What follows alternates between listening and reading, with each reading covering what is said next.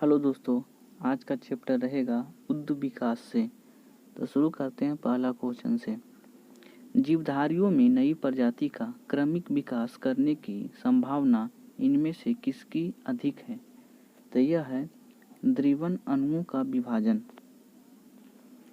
वैसे अंग जिनकी मौलिक संरचना तो एक समान होती है, परंतु उनके द्वारा किए जाने वाला कार्य भिन्न होता है, यह क्या कहलाता है? तो यह समरूप अंग कहलाता है। ओरिजिन ऑफ स्पीसीज नामक पुस्तिका किसके द्वारा लिखी गई है?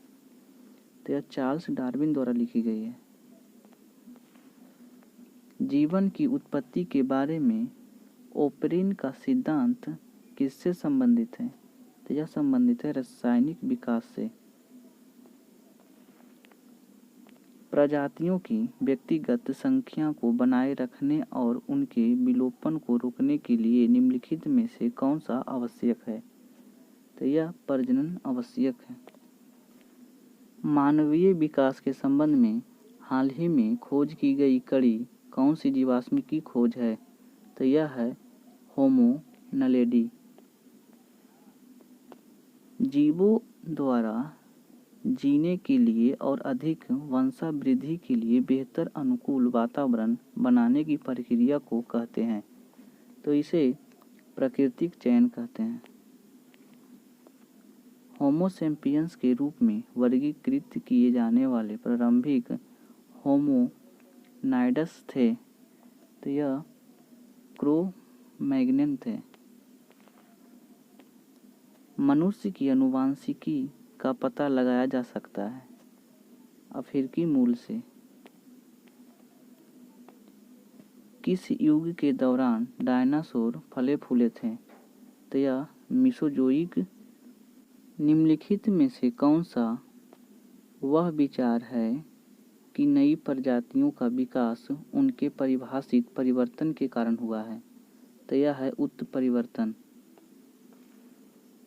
निम्नलिखित में से कौन प्रजातियों की संख्या को बनाए रखने और उनकी विलुप्तता को रोकने के लिए आवश्यक है? तो यह आवश्यक है प्रजनन। 19वीं शताब्दी में डैश ने प्रकृति चयन द्वारा प्रजातियों को विकास का सिद्धांत प्रस्तुत किया था। तो यह किया था चार्ल्स डार्विन ने।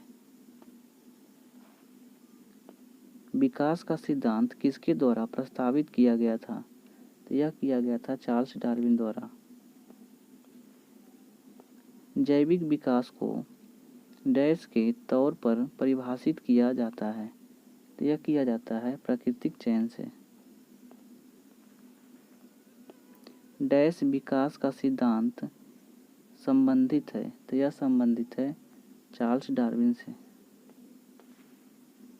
जैविक विविधता का आधारभूत स्रोत है, तो यह है उत्परिवर्तन का स्रोत।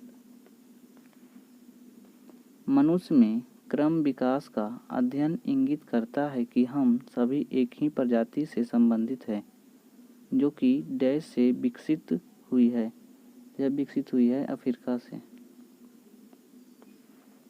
डैश लाखों वर्ष से आदिम जीवों की क्रमिक परिवर्तन का अनुक्रम है, जिसके परिणाम स्वरूप नई प्रजातियों का गठन होता है। यह कहलाएगा क्रमिक उन्नति। किस वैज्ञानिक ने द थ्योरी ऑफ इवोल्यूशन का प्रतिपादन किया था? तो यह किया था चार्ल्स डार्विन ने। 2015 में जीन्स होमो की एक नई प्रजाति की खोज rising star cave system cradle of humankind दक्षिण अफ्रीका के दिनालेडी चैम्बर में की गई थी। यह की गई थी होमो नलेडी का। विकास का सिद्धांत हमें बताता है कि कैसे जीवन सरल से अधिक जटिल रूपों से विकसित हुई है, तो यह बताता है डार्विन। किसके सुझाव दिया था कि जीवन सरल अकार्बनिक अणुओं से विकसित हुआ है? तो यह समझाया जाता है हलांडेन। डैश विकासवादी संबंधों के प्रमाण प्रदान करता है, तो यह करता है जीवाश्म।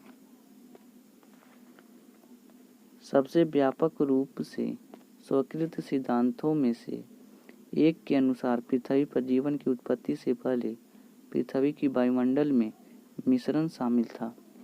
तो यह शामिल था H2S, CH4 और NH3।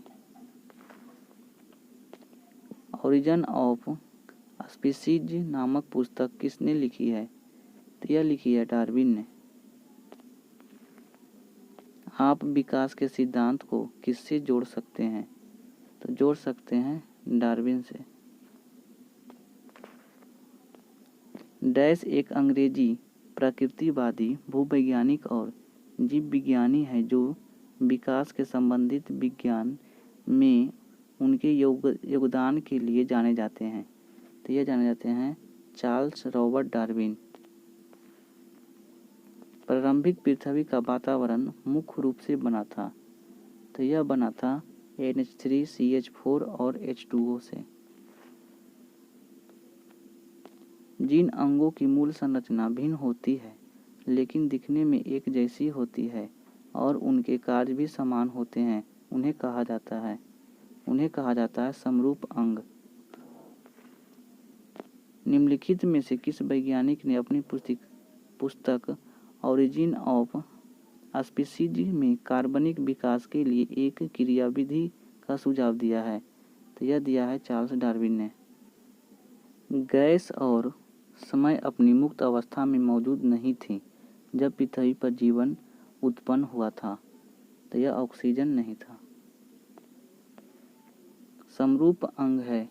समरूप अंग लॉबस्टर की पूंछ और व्हेल की फल। इन अंगों में से कौन सा अपशोषी अंग नहीं है? तो यह मस्तिष्क अपशोषी अंग नहीं है।